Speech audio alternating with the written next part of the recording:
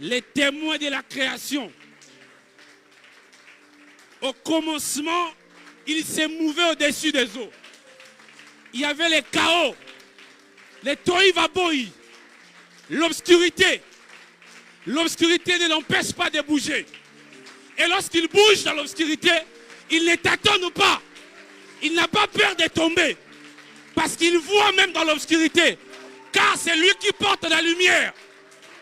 Pendant que tu acclames, je vois la lumière de Dieu rentrer dans cette salle. Pendant que tu acclames, l'esprit témoin de la création, il s'élève dans ta vie afin de réveiller ta foi. Oui, je vois la foi de quelqu'un se réveiller parce que le mari est déjà dans la salle. Il est à table. Oui, il est à table. Pendant que tu acclames, le Saint-Esprit se glorifie.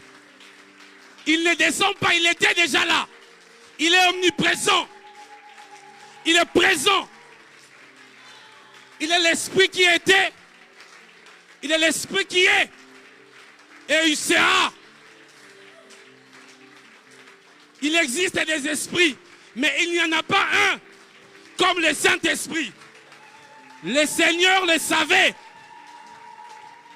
C'est pourquoi il a dit aux disciples, il vous est avantageux que je m'en aille. Ma présence n'est pas plus importante. Ma présence n'est pas plus importante. Si lui, il vient, il vous amènera le royaume. Le Saint-Esprit. Ah, chatarabababa.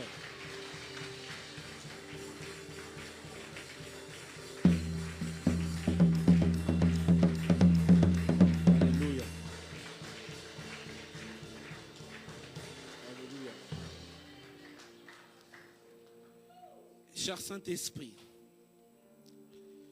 que la petitesse de ma connaissance ou de mon onction ne détermine pas l'impact de cette soirée, mais que la grandeur de ta personne puisse déterminer, Seigneur, ce qui se passera ce soir. Nous sommes venus pour toi. Nous sommes venus pour toi, Saint-Esprit. Et lorsque tu es présent dans un lieu, c'est le Christ qui est élevé. Car ta présence glorifie la présence de Jésus. Saint-Esprit glorifie, c'est lui qui t'a envoyé. Ce soir, nous voulons nous concentrer vers la croix. Parce que lorsque tu descends dans un lieu, le regard des hommes sont tournés vers Dieu. Que nous puissions mettre de côté toutes ces choses qui ont pris notre attention. Que nous puissions mettre de côté d'abord nos problèmes, mais que nous regardions la croix. Cher Saint-Esprit, merci parce que tu te manifestes ce soir. Merci parce que la parole qui sera libérée ce soir sera la sémence qui va germer dans la vie de ton peuple. Saint-Esprit, merci parce que tu vas informer, former et transformer. Oh Saint-Esprit, merci parce que tu apportes l'éternité. Parce que ta présence est éternelle. Saint-Esprit, merci. Parce que tu déposes les vertus de Christ en ce lieu. Père, je m'élève contre toute force qui ne confesse pas ton nom. Et je te laisse cette estrade dans le nom de Jésus. Amen. Est-ce que nous pouvons nous rasseoir? Le Saint-Esprit. J'étais en train d'étudier les Écritures. Je me dis, Seigneur, parlez encore du Saint-Esprit. On parle du Saint-Esprit, nous parlons du Saint-Esprit. La pneumatologie aujourd'hui, c'est l'un des enseignements les plus dispensés dans l'Église. Je me dis, Seigneur, qu'est-ce que je vais dire? Et avec un beau thème qui m'a été donné, le connaître et l'expérimenter. C'est fort, parce que tu ne peux pas expérimenter l'Esprit de Dieu si tu ne l'as pas connu. Mais j'ai dit à Dieu, qu'est-ce que je vais dire? Parce que tout Tout a été dit sur le Saint-Esprit, je ne sais pas. Bon, c'est vrai que certes, tout ne peut pas être dit parce qu'il est grand, mais c'est difficile. Malheureusement, aujourd'hui, les croyants s'accoutument avec les enseignements. Par exemple, l'enseignement du Saint-Esprit, on va se dire, nous avons beaucoup entendu parler du Saint-Esprit, il y a tellement d'enseignements dessus, ça sera juste un petit rappel. Et c'est ça le piège du diable. Le diable veut que nous puissions nous dire que puisque nous avons reçu les enseignements sur le Saint-Esprit, et si on retourne pour parler de la personne du Saint-Esprit, donc des gens qui ont déjà écouté se diront, bon, je sais. Donc je peux aussi sortir, parce que je sais ce que l'orateur dira quand il va prendre ce verset. Et c'est ça le piège de l'ennemi. C'est-à-dire cet enseignement ou ce thème est devenu familier à beaucoup de chrétiens. Très familier à beaucoup de chrétiens. Parce que le diable veut que nous puissions nous déconnecter du Saint-Esprit. Le diable combat notre relation avec le Saint-Esprit. Le diable ne veut pas que nous puissions avoir une bonne relation avec le Saint-Esprit. Et c'est pourquoi il va mettre en place tout un système pour nous empêcher d'apprendre du Saint-Esprit, de chercher à connaître et à connaître du Saint-Esprit. Vous savez, Dieu est grand. Je ne sais pas si nous allons arriver à le connaître dans sa totalité, ce qui est impossible. Ça veut dire que le chrétien doit aspirer tous les jours à progresser dans la connaissance ou dans la découverte de la personne du Saint-Esprit. Et le diable veut que nous puissions nous dire que c'est suffisant. Je vais vous donner un exemple. Imaginez-vous un Ivoirien qui sait que peu importe la nourriture que je vais manger, j'ai mon accompagnement préféré qui est la tchéké. C'est-à-dire, tu vas demander aux Ivoiriens, mais pourquoi vous ne vous fatiguez pas d'accompagner la nourriture avec la tchéké? Ils vont te dire, mais c'est l'accompagnement par excellence. De l'autre côté, tu vois les Congolais qui, s'il n'y a pas foufou ou chikwang, non, c'est comme s'ils n'ont pas mangé. Je connais même d'autres qui disent, s'ils mangent le riz, c'est juste pour brosser les dents. Ce n'est pas considéré comme la nourriture. Donc, il faut à tout prix finir avec le foufou. Parce que le foufou, c'est comme de matière première. C'est au même titre que l'or, les coltans chez les Congolais. Il faut le foufou. En fait, on ne se fatigue pas de cet accompagnement. De la même manière, le Saint-Esprit est l'accompagnement parfait du chrétien. On ne se fatigue pas de lui. C'est-à-dire tous les jours, peu importe le repas, le Saint-Esprit doit être là. Et le diable veut que nous puissions dire que c'est suffisant. Nous avons tout ce qu'il faut. C'est pourquoi nous allons lire le livre de Jean, chapitre 16, le verset. Commençons à partir du verset 7 et nous allons nous arrêter au verset 15. Je crois qu'ils vont nous afficher là-bas, mais j'aime lire moi-même. J'ai lu la parole du Seigneur. Cependant, je vous dis la vérité. Ah, c'est bien. Ça, c'est Marrakech. Cependant, je vous dis la vérité. Il vous est avantageux que je m'en aille. Car si je ne m'en veux pas, le consolateur ne viendra pas vers vous. Mais si je m'en vais, je vous l'enverrai. Et quand il sera venu, il convaincra le monde en ce qui concerne les péchés, la justice et les jugements. Je me souviens de cette partie. En ce qui concerne le péché, parce qu'ils ne croient pas en moi. La justice, parce que je vais au Père et que vous ne me verrez plus. Le jugement, parce que le prince de ce monde est jugé. J'ai beaucoup de choses à vous dire, mais vous ne pouvez les porter maintenant. J'aime le verset 13. Quand le consolateur sera venu, l'esprit de vérité, je vais encore souligner cette partie, il vous conduira dans toute la vérité. J'aimerais dire à quelqu'un, il nous conduit dans toute la vérité parce qu'il est l'esprit de vérité. Ensuite, car il ne parlera pas de lui-même, mais il dira tout ce qu'il aura entendu de moi. Et il vous annoncera les choses à venir. il me glorifiera, parce qu'il prendra de ce qui est en moi et vous l'annoncera. Tout ce que le Père a est en moi. J'aime cette partie. Tout ce que le Père a est en moi. Je vous disais, le plus grand titre, c'est le titre de fils de Dieu. Parce que tout ce que le Père a est à nous.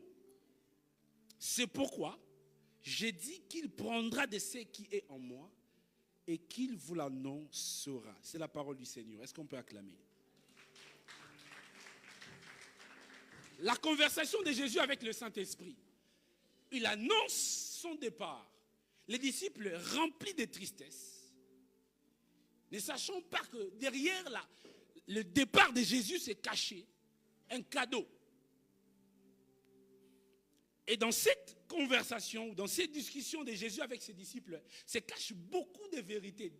Se cache un enseignement qui ne peut pas finir sur la personne du Saint-Esprit. Mais avant de continuer, d'entrer des jeux, je me dis, qui est le Saint-Esprit? Qui est le Saint-Esprit? Pour beaucoup, le Saint-Esprit, c'est un ami que nous recevons lorsque nous devenons chrétiens, qui marche avec nous, qui fait tout ce qu'on veut, qui comprend même des choses incompréhensibles et qui accepte d'adhérer dans notre façon de faire. Qui est le Saint-Esprit pour beaucoup? Pour certains, le Saint-Esprit est un esprit qui donne le pouvoir de chasser les démons.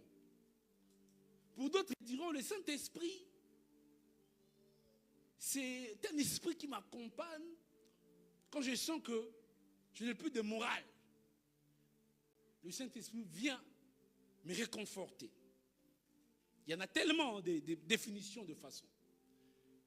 Mais l'une des choses, ou l'une des erreurs que beaucoup de croyants font, c'est à peine qu'ils se convertissent, ils prennent le Saint-Esprit comme leur ami. Dire que cher ami Saint-Esprit, c'est une grosse erreur. C'est une grosse erreur. Saint-Esprit, mon ami intime. C'est une grosse erreur. Le Saint-Esprit est avant tout l'Esprit de Dieu.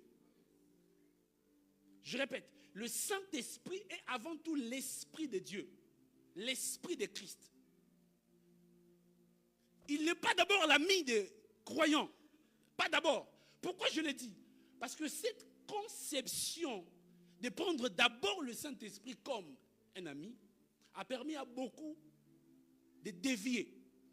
Permis à beaucoup de prendre le Saint-Esprit comme un toutou qui va toujours dans notre sens. Certains même, une fois je voyais un jeune serviteur conduire un culte, disait, allez Saint-Esprit, vas-y, passe là-bas. Saint-Esprit, vas-y. En fait, on n'arrive pas à comprendre en réalité qui est le Saint-Esprit. En fait, le Saint-Esprit, c'est Dieu. Le Saint-Esprit, c'est l'Esprit de Dieu. Christ a dit, je vous enverrai mon esprit. Il est d'abord l'Esprit de Dieu. Mais il arrive que certaines personnes, après avoir reçu le Saint-Esprit, ils acceptent d'abord le Saint-Esprit comme l'Esprit de Dieu. Vous savez, il y a deux choses qu'un croyant doit faire lorsqu'il rentre dans la foi chrétienne. La première des choses, c'est de recevoir Jésus comme Seigneur et Sauveur. Je répète, comme Seigneur et Sauveur. Sauf que beaucoup reçoivent que comme Sauveur. Ils effacent le côté Seigneur. Si tu n'as pas reçu Jésus comme Seigneur et Sauveur, ça c'est que tu as déjà pris un mauvais départ. La deuxième des choses, accepter le Saint-Esprit comme Dieu et l'Esprit de Dieu. Parce que ta capacité à obéir dépend de comment tu le vois. Et maintenant, par ta fidélité, c'est le Saint-Esprit qui détermine quand votre relation entre dans l'amitié. C'est un peu comme un parent. Les parents sont là. Papa Koulissa a déjà des enfants adultes. C'est-à-dire, quand les parents font des enfants, les enfants sont d'abord bébés. Quand un enfant est bébé, vous savez que l'enfant n'a pas conscience à beaucoup de choses. Il y a une certaine façon de se comporter, d'éduquer l'enfant. Il y a des conversations que les parents ne vont pas avoir avec ces petits enfants. Mais quand l'enfant commence à grandir, à devenir un fils, en fait, il va commencer à jouir de certains privilèges, même certaines discussions. Tu vas voir, le père va commencer à dire, mon fils, tu grandis. Il y a des choses que tu dois connaître. Des fois, là maintenant, on doit parler comme des hommes. Imagine le père dit à son fils, on parle comme des hommes. C'est-à-dire la relation a progressé, non pas parce que le père le veut seulement, par sa volonté, mais parce que le père le veut par sa responsabilité du père. Sachant que l'enfant a atteint un niveau où il peut parler avec lui comme un ami. Et c'est ça le Saint-Esprit. Il est avant tout l'Esprit de Dieu. Il est cet esprit qui nous permet de pouvoir marcher avec Christ durant notre marche chrétienne. Est-ce que je bénis la vie de quelqu'un? Est-ce que je suis en train de bénir la vie de quelqu'un? Et Jésus dit à ses disciples, pourquoi la tristesse remplit votre cœur? Pourquoi? Parce que les disciples étaient habitués à voir le maître faire des choses extraordinaires. Ouais. Imaginez, vous marchez avec un homme. Vous êtes 12. Vous marchez avec un homme. Cet homme-là, il ressuscite les morts. Et il multiplie les pains. Lorsqu'il parle, même les docteurs de la loi, c'est dit, c'est qui ce type? Un homme qui fait tout. Vous imaginez l'avantage? Vous imaginez ce que les apôtres, ce que les disciples avaient, au-delà de leur amour, il y avait aussi tout ce qui accompagnait la présence de Jésus. Mais ce n'était pas seulement ça leur problème, c'est qu'ils étaient habitués à leur maître. Ils aimaient leur maître. Il n'était pas seulement leur Seigneur, il était également leur Sauveur. Mais cet homme en qui vous avez mis toute votre foi, vous avez abandonné vos affaires, vous avez abandonné ce que vous aviez pour le suivre. Et il vous dit seulement après 2 ans et demi, je pars. Seulement après 3 ans, de près, il vous dit je pars. C'est tout à fait normal que la tristesse remplisse leur cœur. Parce que s'il n'y avait pas d'amour, ils n'allaient pas avoir de tristesse. C'est parce qu'ils aimaient Christ. La première des choses que tu dois savoir, ne peut bénéficier du Saint-Esprit que c'est lui qui aime le Christ. Que c'est lui qui aime le Christ. Et qu'est-ce qui se passe? La tristesse remplit leur cœur. C'est là qu'il va commencer à dire, il vous est avantageux. Pourquoi vous pleurez? C'est beaucoup plus bénéfique pour vous. Pourquoi? Vous allez comprendre. En fait, si le Saint-Esprit est l'Esprit de Dieu, et pourquoi le Christ va accepter de prendre son esprit et de nous le donner? En fait, en réalité, si vous remontez depuis la création, lorsque Dieu crée l'homme, la Bible dit ceci. Faisons l'homme à notre image et à notre ressemblance. En hébreu, le mot image, c'est tselem. Des fois, c'est traduit par l'ombre. Par l'ombre, retenez ça. Par l'ombre. En fait, faisons l'homme à notre image.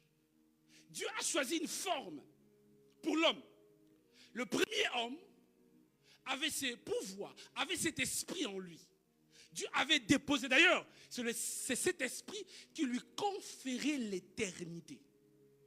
Mais vous savez, même depuis le jardin d'Éden, l'éternité s'est gardée par une vie d'obéissance et de consécration.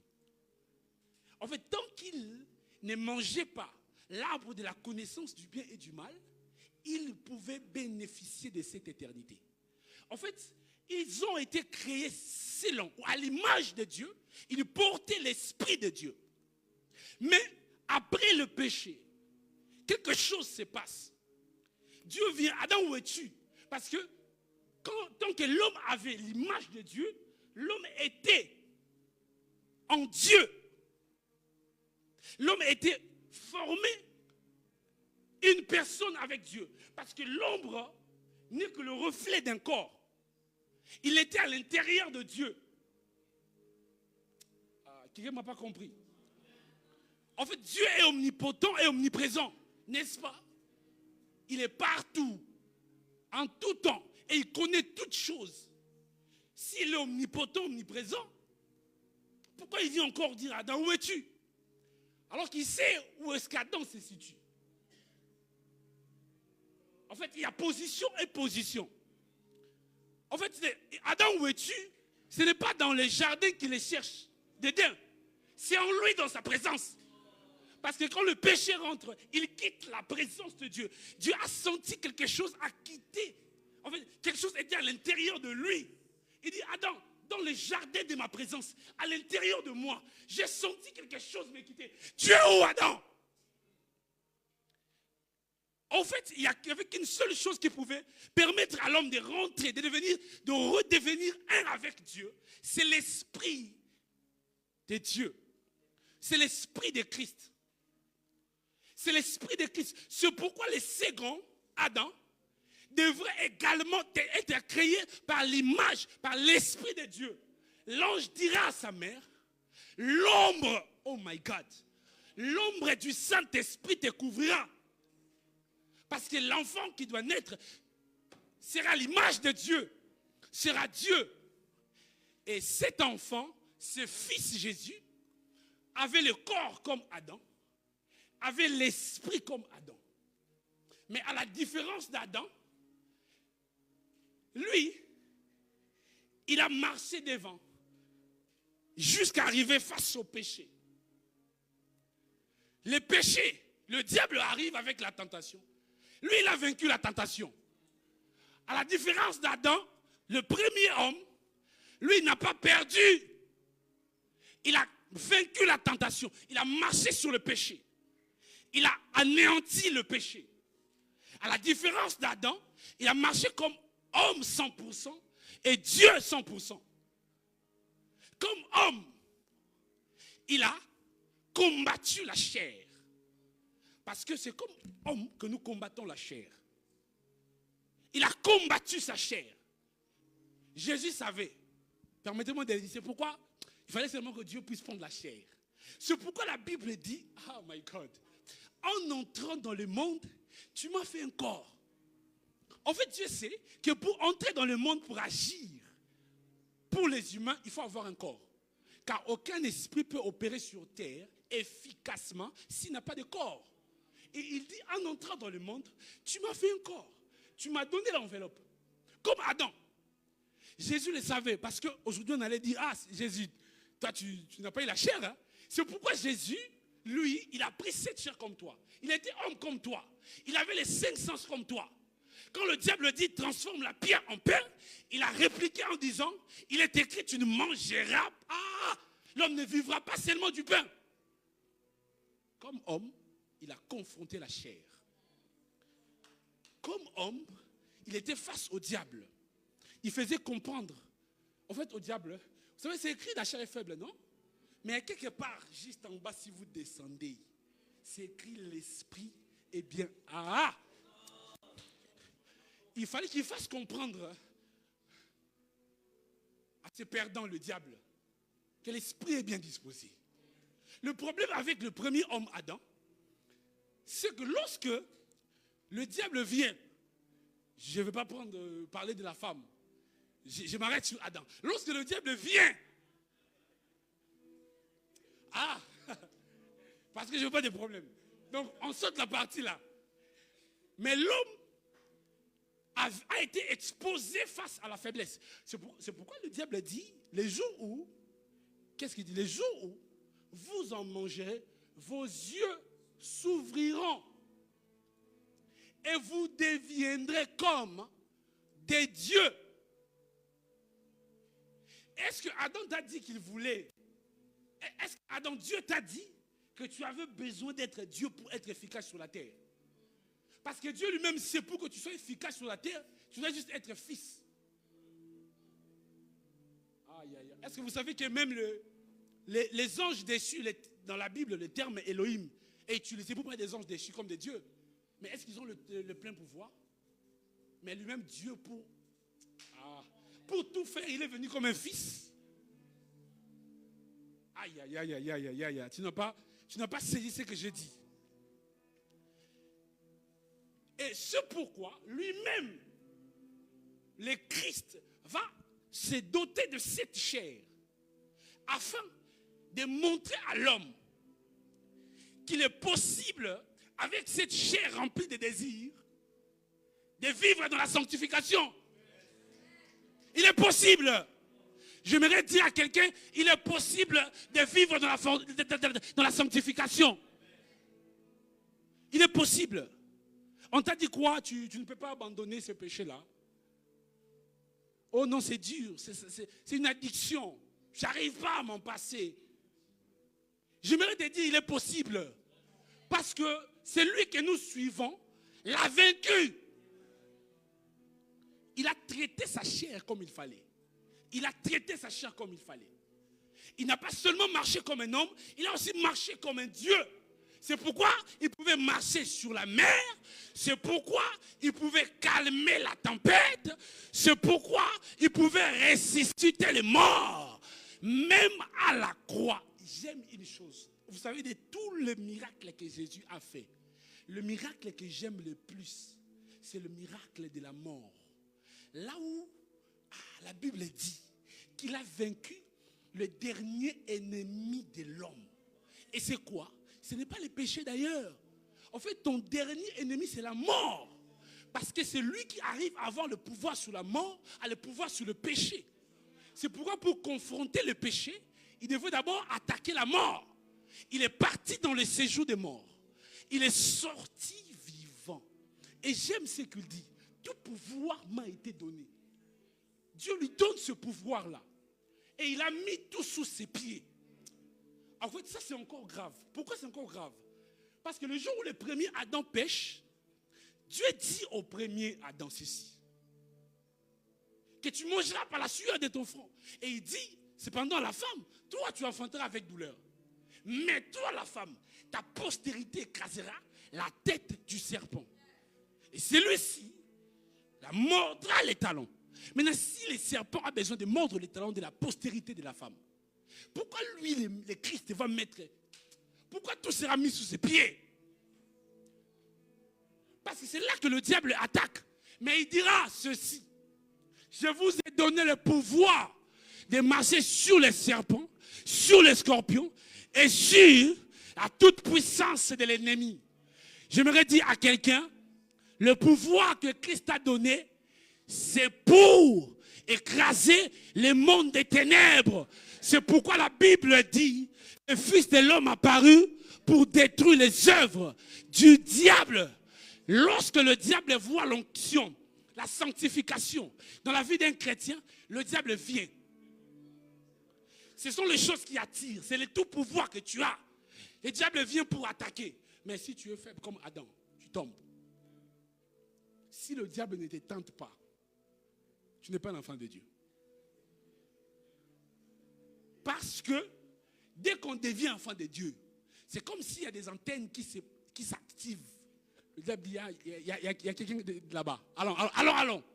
Le diable vient, il cherche les vrais fils pour les attaquer. Mais tu as le pouvoir d'écraser la tête. Je le disais récemment, pourquoi la tête? Parce que Dieu sait que le diable tient à sa beauté. Ah, il faut lire Ézéchiel. Le diable tient à sa beauté. Mais même si tu es mort, dans Marc 16, 17, il est écrit, voici les miracles qui accompagneront à ceux qui auront cru à mon nom. Ils chasseront les démons, ils parleront de nouvelles langues et ils saisiront. Ah, j'ai dit le venin du serpent ne peut pas. Parce que le Saint-Esprit est l'antivirus. Ça ne rentrera pas. J'aimerais dire à quelqu'un, le Saint-Esprit est l'antivirus du péché. C'est pourquoi Paul l'a compris. Les serpents, les morts, Paul lui n'écrase pas avec le pied. Il saisit par la main. J'aimerais dire à quelqu'un que le Saint-Esprit te donne le pouvoir sur le péché. Et c'est possible. Et c'est possible. Parce que rien n'est impossible. Écoutez maintenant ce que le maître dit. C'est très intéressant ça. En fait, il a dit, quand il sera venu, il convaincra le monde en ce qui concerne le péché, la justice et quoi? Et les jugements. En ce qui concerne le péché, parce qu'ils ne croient pas en moi. En fait, le Saint-Esprit a deux rôles. Si vous étudiez ces textes, c'est pourquoi quand vous étudiez la Bible, les virgules comptent, le point compte. Ne soyez pas pressés à passer. Tu vois seulement un mot, je passe. Non! Reste encore la même des heures du temps, peut-être Dieu va encore t'enseigner. Il va te dire, va encore dans tel texte, va là-bas, lexique, cherche à découvrir les mots. Ça veut dire quoi? Il faut étudier la Bible. Il faut étudier la Bible. Il faut pas faire comme le diable, il prend juste un verset, il lance. Sois chaîné. En fait, dans Jean chapitre 16, en fait, Jésus explique ceci, que le Saint-Esprit a deux missions. Sa première mission, il explique, il y a un travail qu'il fait pour le monde, il y a un autre travail qu'il fait pour les chrétiens, pour l'église, pour l'épouse. Écoutez, pour le monde, il dit ceci. Il convaincra le monde en ce qui concerne le péché, la justice et le jugement. Le péché, parce qu'il ne croit pas en moi. En fait, le problème de Satan, c'est... Permettez-moi de le dire, Satan n'a pas eu beaucoup de foi en Dieu. Voilà. Satan attaque toujours des choses que lui n'a pas. Si vous voulez comprendre le monde spirituel, les fonctionnements de Satan, dans la démonologie, on vous dira que le diable attaque toujours des choses que lui n'a pas. Il vient toucher à ta sanctification parce qu'il sera qu'il ne sera jamais saint. Il le sait. Il vient toucher à ta foi parce que ça lui rappelle qu'il a échoué de croire en Dieu.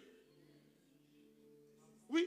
Son problème, c'est que le diable a un contrat de CDI avec les découragements. Lui-même, il est dans ça. Parce que facilement, il est tombé. Maintenant, tu les rappelles. À chaque fois que tu gardes ta foi en Dieu, en Jésus, tu les rappelles ceci. Le diable, tu n'as pas eu suffisamment foi de croire en Dieu.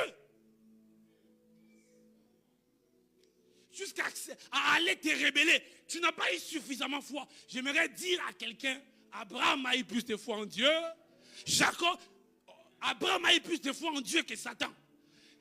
Isaac a eu plus de foi en Dieu que Satan. Jacob a eu plus de foi en Dieu que Satan. Les héros de la foi ont eu plus de foi en Dieu que Satan. C'est pourquoi lorsqu'il a vu Job rester fidèle à Dieu, il dit, mais comment c'est possible? C'est pas écrit, il dit, hein? Sinon on va dire, j'ai rajouté dans le verset biblique, c'est paraphrase. Mais le diable est surpris. Mais comment c'est possible de rester fidèle à ces dieux, malgré que le diable sait que lui n'allait pas résister. Oui. Parce que s'il allait résister, il n'allait pas tomber. Il allait rester là-bas, fidèle à Dieu dans le ciel. Il avait la gloire, mais ça ne lui a pas suffi. Job n'avait pas la gloire. Il avait tout perdu, mais il dit, je sais mon Rédempteur se lèvera le dernier. J'aimerais te dire, peu importe ce que tu as ou ce que tu n'as pas, le rôle du Saint-Esprit, c'est de faire comprendre que l'essentiel, c'est Jésus. Même si tu n'as pas encore l'argent que tu cherches, l'essentiel, c'est Jésus. Même si tu n'as pas encore le mariage que tu cherches, l'essentiel, c'est Jésus. Pierre a dit, je n'ai ni or ni argent, mais ce que j'ai, je te le donne. Tu sais, c'est quoi voir Jésus? Si tu vas avoir un peu de doute, va demander à Pierre, il va te dire c'est quoi voir Jésus. Parce que dans la prison, quelque chose se passe. Si tu doutes, va demander à Paul. Tremblement de terre dans la prison, les chaînes se brisent. Si tu doutes encore, va demander aux apôtres. Ils te diront c'est quoi avoir foi en Jésus. J'aimerais que tu puisses croire en lui comme tu ne l'as jamais cru. Il dit, le péché, la justice. Parce que moi, je vais au Père. En fait, le problème, c'est que le monde sera jugé. Pourquoi? Vous savez? Pourquoi il dit la justice? Parce que moi, je vais au Père. Parce que la justice céleste dépend de la sentence que Dieu a annoncée quand l'homme avait cédé face au péché. Alors que Jésus, en donnant sa vie sur la croix, il donne le pouvoir à tous ceux qui vont croire à son nom. Le pouvoir ou la capacité, le droit, je vais même le dire comme ça, d'outrepasser les jugements. C'est-à-dire, je ne peux plus être jugé parce que je suis couvert en Christ. Or, le monde sera jugé tout simplement parce qu'il ne croit pas en Jésus. Permettez-moi de te dire, Christ est le chemin, la vérité et la vie. Et il dit les jugements parce qu'il est déjà jugé. Le diable sait qu'il a déjà perdu. C'est pourquoi il va continuer à pervertir le monde. Ce monde où nous vivons est devenu de plus en plus détruit. De plus en plus détruit. Mais Christ a porté l'Esprit de Dieu en lui. Et cet Esprit a fait de lui l'homme que nous adorons aujourd'hui. Non pas parce qu'il n'a jamais été, non, mais parce que la façon dont il s'est révélé au monde, il a affirmé dans la pensée de l'humanité sa toute puissance ainsi que sa toute domination. Et quand il dit aux disciples, voici je m'en vais, je vous enverrai. Et quand il viendra, imaginez, pendant que Christ était sur terre, j'aime ce que je vais dire, le Saint-Esprit n'avait qu'un seul corps. Avec ce corps-là, il a ressuscité des morts. Avec ce corps-là, il a anéanti le péché. Avec ce corps-là, il a enseigné le royaume. Avec ce corps-là, les aveugles ont pu voir. Maintenant, imaginez le Saint-Esprit avoir plusieurs corps. Il dit, en fait, l'avantage, c'est que là, je suis avec vous. L'Esprit n'a qu'un seul corps. Mais lorsque je partirai, il aura plusieurs corps. Il pourra travailler dans le corps de Papa Colis. Il pourra travailler dans le corps de Pasteur Thierry. Il pourra travailler dans le corps de Darlin. Il pourra travailler dans le corps de Saverol. Il pourra travailler dans ton corps. Et maintenant, qu'est-ce qui va se passer? Pendant que toi, tu vas agir, l'autre sera en train d'agir. Or, Christ, il dit, j'agis parce que mon Père agit. Donc, nous sommes les extensions de Jésus au travers le Saint-Esprit. C'est pourquoi il vous est avantageux. Parce que si avec un seul corps, je peux faire tout ce que j'ai fait. C'est pourquoi il a dit aux disciples, ne quittez pas Jérusalem, restez. Vous recevez une puissance. Le mot puissance là est différent de ce qu'il avait dit dans Luc. Je vous donne le pouvoir. Là, c'est l'exousia. Mais puissance, là, c'est le dynamis. C'est un pouvoir inhérent. Quelque chose qui est rattaché à vous. Je vous donne cela. Afin que vous puissiez agir. En fait, Jésus a dit, le Saint-Esprit aura maintenant plusieurs corps. Et il s'adresse également à l'église. Écoutez ce qu'il dit maintenant à l'église. Oh, alléluia. Il dit ceci. Quand le consolateur sera venu, il vous conduira dans toute la vérité. Ça, c'est très intéressant. Et c'est très fort. En fait, lorsqu'il a commencé à s'adresser à l'église, il parle du consolateur, le paraclète. Il parle maintenant du consolateur. En fait, j'aimerais dire à quelqu'un, le Saint-Esprit est un consolateur. Mais qu'est-ce qui va consoler? La tristesse de leur cœur, oui. Parce que leur cœur était rempli de tristesse. Mais qu'est-ce qui va consoler encore? Vous savez, on parle des consolations lorsque il y a blessure. Et qui dit blessure, c'est qu'il y a vide quelque part. En fait, le Saint-Esprit, dans sa qualité de consolateur, il comble. En fait, il dit, quand le consolateur sera venu, il vous conduira dans toute la vérité. Pour l'église ou pour les croyants, il parle maintenant de quoi? De conduire dans toute la vérité. En fait, la vie chrétienne est aussi une question de vérité. Ça veut dire quoi? Conduire dans toute la vérité. Ça veut dire, lorsque tu deviens enfant de Dieu, tu commences une marche avec Dieu. Dans cette marche, la finalité, c'est le royaume. Oui, quand tu t'es converti, la finalité, c'est le royaume. C'est le royaume. Maintenant, pour parvenir, pour arriver, vous savez, aujourd'hui, on ne parle plus trop du royaume des cieux. On parle plus de choses célestes et spirituelles. Il y a même des chrétiens qui ne croient même plus que le village va encore revenir.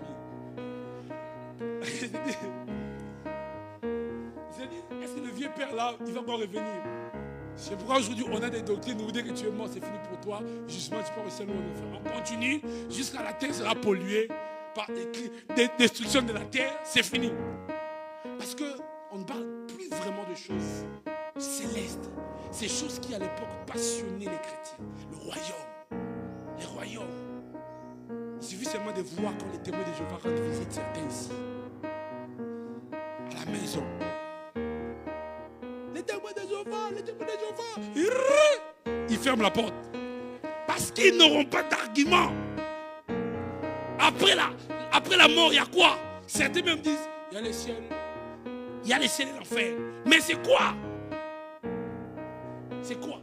En fait, la finalité, c'est qu'ils nous conduisent dans toute la vérité. En fait, c'est quoi conduire dans toute la vérité? Paul a dit, je n'ai pas encore atteint la perfection, mais je cours afin de quoi? De l'atteindre. En fait, la vie chrétienne, c'est un combat. Vous savez, beaucoup de gens aujourd'hui ne comprennent pas les combats spirituels. Les combats spirituels, ce n'est pas d'abord une question de mariage d'argent. Aujourd'hui, j'aimerais vraiment poser les bases sur les Saint-Esprit et les choses spirituelles. Parce que demain, on va rentrer maintenant dans l'aspect pratique et de certaines choses et détailler d'autres composantes de la personne du Saint-Esprit. Mais en fait, beaucoup de gens aujourd'hui se trompent sur le combat spirituel. Tu vas briser des murs. Tu vas tout faire. Mais si tu n'as pas compris les principes du combat spirituel, c'est fini. Et sauf que beaucoup se servent de cette ignorance pour amener les fidèles dans l'égarement. Je fais ma petite entreprise ministries à côté, où je sais que si je touche sur la sorcellerie mal orientée, je vais avoir des gens qui vont voir, parce qu'ils vivent certaines choses. Les combats spirituels, il faut d'abord les comprendre. En fait, dans les combats spirituels, le diable a d'abord besoin, ce qu'il cible, c'est la foi. C'est ta vie chrétienne. Mais il sait que la vie de l'homme est composée de plusieurs parties, de plusieurs domaines. Maintenant, pour toucher à ta foi, il va toucher à ton mariage. Parce que tu seras déstabilisé à terre. Tu n'auras plus la concentration qu'il faut. Parce que lorsque tu es déstabilisé, c'est là que le diable aime. Il va toucher à ton travail. Maintenant, qu'est-ce que certains font? Au lieu de comprendre que ce n'est pas le travail, c'est la foi qui est touchée. On oriente les prières différemment. Et le diable arrive à voir, à toucher beaucoup de personnes. En fait, conduire dans toute la vérité, c'est quoi? Dans la marche chrétienne, pour arriver là-bas, il y a un moyen de transport. Pour arriver à la destination. En fait, dans ce moyen de transport-là, c'est comme la voiture. Mais nous ne pouvons pas conduire parce que nous ne connaissons pas les chemins. La personne qui conduit, c'est le Saint-Esprit. Et cette voiture, c'est la vérité. Il nous conduit dans la vérité parce que c'est lui qui connaît les chemins. Or, certaines personnes, ils veulent prendre le volant de la vérité.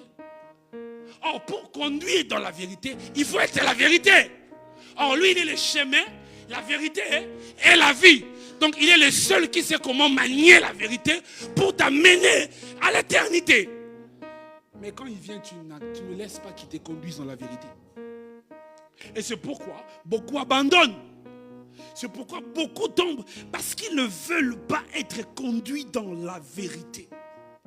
Et le diable arrive à... C'est quoi la vérité? C'est cette marche de sanctification, cette marche de crainte avec Dieu. C'est ça, être conduit dans la vérité. Le diable sait, pour désorienter un enfant de Dieu, je dois toucher à cette composante de sa vie. La vérité. La vérité, c'est la ceinture. La vérité te donne de l'équilibre. Celui qui n'a pas la sanctification n'a pas d'équilibre. C'est ça le point de départ avec le Saint-Esprit.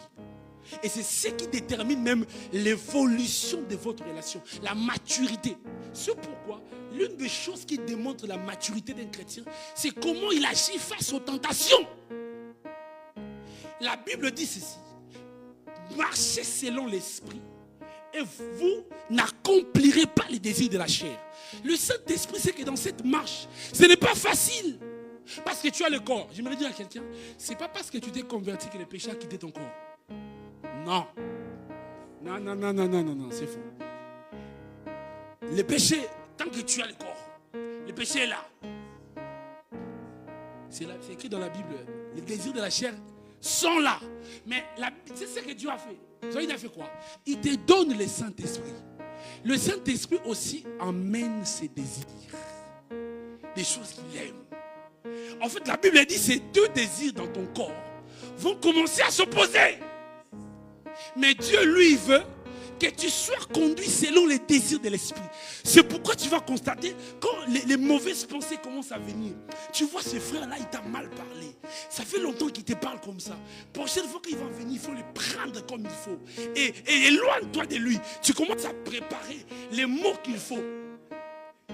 Ça, c'est les désirs de la chair. Mais le Saint-Esprit lui te dit, tu sais, non, oui, moi je suis là disposé à t'aider à surmonter ça. Ça, c'est la tentation. Il veut toucher à ton cœur.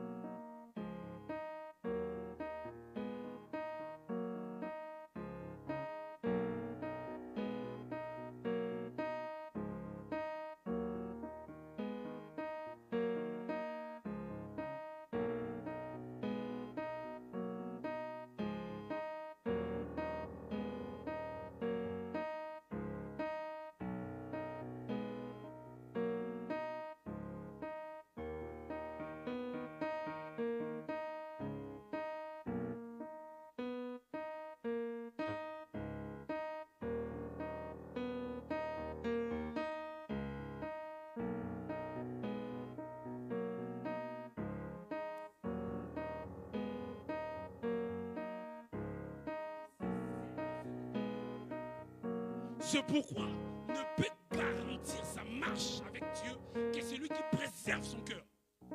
Aujourd'hui, l'un des péchés qui combat beaucoup, et surtout les jeunes, à progresser dans la vérité, c'est les péchés physiques. Et surtout les péchés sexuels. Permettez-moi de toucher là où ça fait mal. Tu sais bien que ça sera difficile pour toi de t'en sortir. Mais tu vas toujours vers ces choses qui t'emmènent dans ce péché-là. Mais le problème avec ma génération, même des fois, certains ont fait tellement des efforts de sortir dans le péché. Ça n'arrive pas. À un moment donné, on va mourir dedans. Il vient à la chorale, il vient à l'intercession, il vient à l'évangélisation. Mais quand tu es seul dans ta chambre, dans ta douche, tu sais ce que tu fais. Tu sais ce que tu fais. Quand tu as ton téléphone, tu sais là où tu vas de temps en temps. Mais est-ce que tu veux abandonner ces choses? La question c'est est-ce que tu veux? En fait, aujourd'hui je disais, un homme de Dieu a dit il faut beaucoup de concentration pour marcher dans la sanctification de notre relation. Imagine seulement qu'il est ici quand tu sors. Il y a les vouloirs et la capacité. Et c'est là que le Saint-Esprit intervient. Il intervient dans la capacité. Où est cette génération où, lorsque tu arrives à surmonter la tentation, tu célèbres, tu jubiles. Oui, j'ai surmonté la tentation. Parce que la Bible a dit, heureux l'homme qui, après avoir surmonté la tentation, car il aura la couronne. Il faut témoigner des fois. J'étais addict à ces choses. Mais j'ai réussi. Tu demandes quoi? Alléluia. Et c'est pourquoi il nous faut vraiment de nous laisser conduire dans la vérité. La vérité qui est la parole de Dieu. Cette parole fait l'équilibre. L'équilibre. Et l'équilibre, c'est quoi? Je crois qu'il nous reste 10 minutes. L'équilibre, c'est quoi? L'équilibre, c'est le fait de se laisser conduire par l'Esprit de Dieu. L'une des choses qui me fait mal aujourd'hui, c'est que beaucoup de chrétiens ont mal compris le message de l'équilibre. C'est-à-dire, l'équilibre, c'est quoi? Bon, on va prendre un peu de monde, mais pas en totalité. Et si tu te bats avec eux, c'est encore plus grave parce qu'ils vont te dire, chemise que tu portes, c'est le Saint-Esprit qui l'a fait. Mais pourquoi tu refuses ça? Regarde les raisonnements. Chemise que tu portes, c'est le Saint-Esprit qui l'a fait. Donc on est dans le monde. C'est-à-dire qu'il faut savoir équilibrer.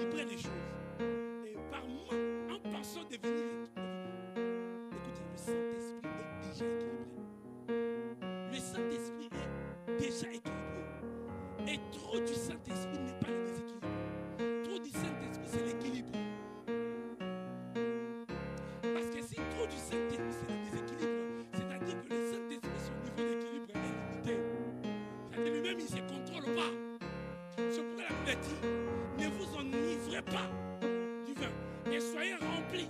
En fait, c'est qui étudie les Français, c'est une comparaison. C'est-à-dire, lorsque vous consommez beaucoup du vin, vous allez vous enivrer. Mais quand vous consommez les Saint-Esprit, c'est l'effet contraire. Vous n'allez pas perdre l'équilibre pour commencer à tituber, tomber, mais vous allez marcher avec précision parce qu'il est dans la vérité. C'est si simple. Plus du Saint-Esprit n'est pas le déséquilibre. Enfin, en réalité, ceux qui sont dans le déséquilibre, c'est ceux qui ont peu du Saint-Esprit et beaucoup de convictions. Parce qu'il y en a certains qui n'ont pas beaucoup du Saint-Esprit. Peu du Saint-Esprit, beaucoup de convictions. Moi, en 2013, j'avais beaucoup de convictions. C'était en 2012, je ne sais pas quoi. Nous sommes allés demander un corps pour ressusciter un mort. C'est une histoire vraie, ça s'est passé à Kinshasa. Dans le quartier là, on ne m'oubliera jamais. J'ai dirigé un groupe de jeunes de prière. On était tellement assoiffés de voir Dieu se manifester. Nous avons lu des livres. Haïti Nabal, c'est lui, c'est là. On a dit, on va manifester la puissance de Dieu. La mère de notre ami qui était dans le même groupe que nous. L'oncle était pasteur. Nous allons prier comme dans l'église primitive. Tabitha a été revenue à la vie. Cette maman est une bonne femme. Nous allons prier. On a demandé le corps. L'oncle est pasteur. S'il refuse, on va dire, les pasteurs qui ne croient pas mieux, il dit, laissons les enfants faire. Laissons les enfants faire. Vous savez, quand autopsie, là on n'avait pas demandé l'information d'autopsie. Quand déjà autopsie,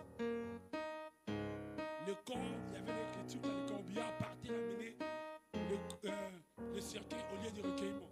Ils ont demandé qu'on fasse demi-tour pour ramener les cercueils à la maison. Tous les gens qui partaient revenaient.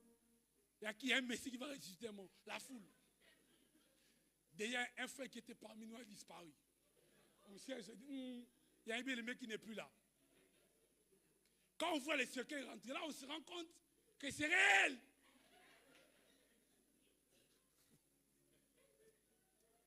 Les cercueils rentrent. On ferme la porte, les gens dehors. On a prié. Maintenant, nous les courageux là, on dit maintenant à ce frère-là, lui, c'était sa mère. C'est ta mère. Prie, dis qu'elle se réveille. Il a parlé. La mère ne se réveille pas, comme les Marocains disent. Walou. À un moment donné, l'oncle qui était là dit, l'Éternel a donné. Maintenant, les cercueils sortent. C'est votre tour. Sortez de la maison. Qui va sortir? On a transpiré. Comme c'est que la pièce n'avait pas de fenêtre. Les gens dehors nous attendaient. On a eu la chance. Imaginez si les journalistes étaient venus. On allait faire des challenges sur TikTok avec mon image, je ne sais pas. Vous savez, en fait, j'étais courageux. Hein?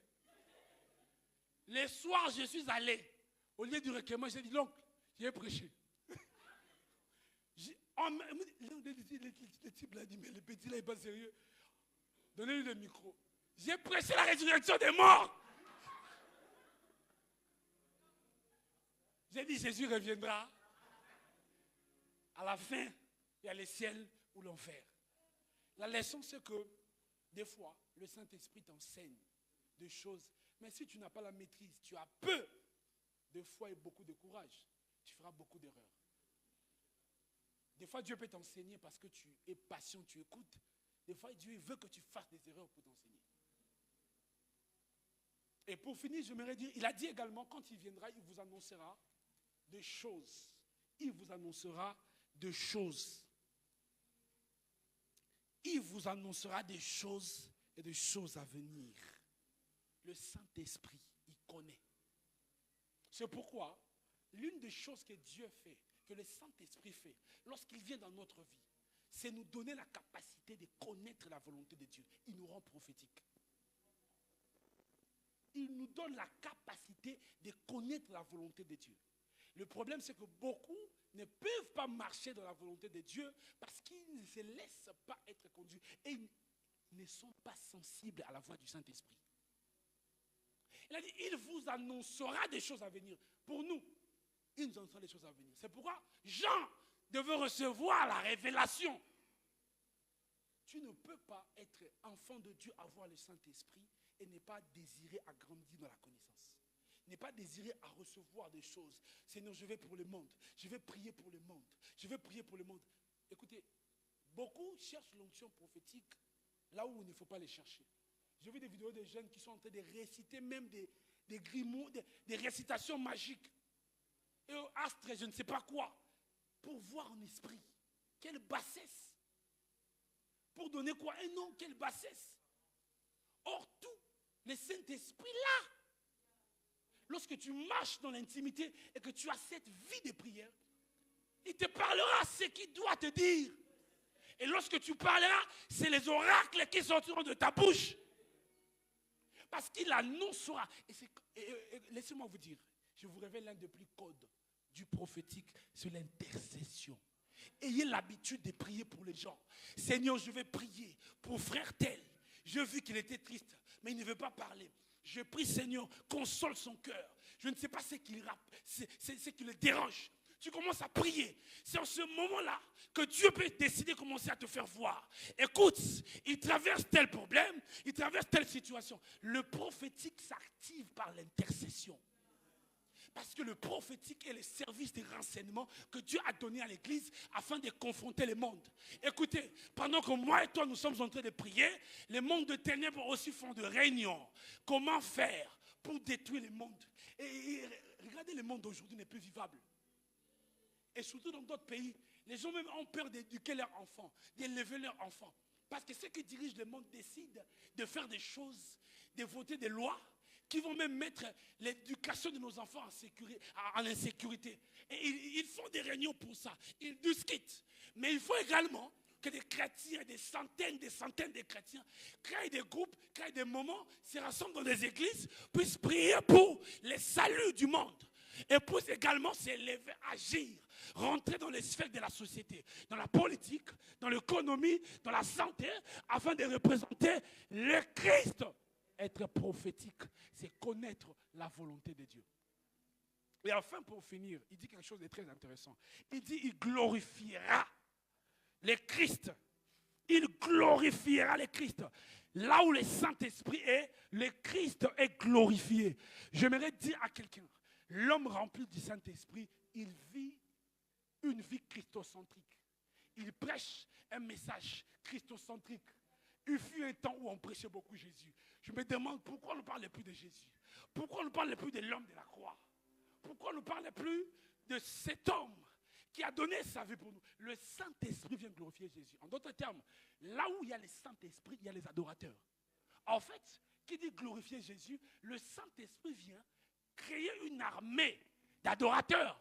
C'est pourquoi lui-même il dit, l'heure vient et elle est déjà venue, où les vrais adorateurs adorant le Père en esprit et en vérité. Les adorateurs, ce n'est pas les chantres. Les adorateurs, c'est nous tous. Nous formons une armée. Parce que lui, lorsqu'il descend dans un lieu, son travail, c'est de glorifier Jésus. C'est d'élever Jésus. Est-ce que tu peux t'élever là où tu es? Dire à Dieu, Saint-Esprit, sois élevé. Dis,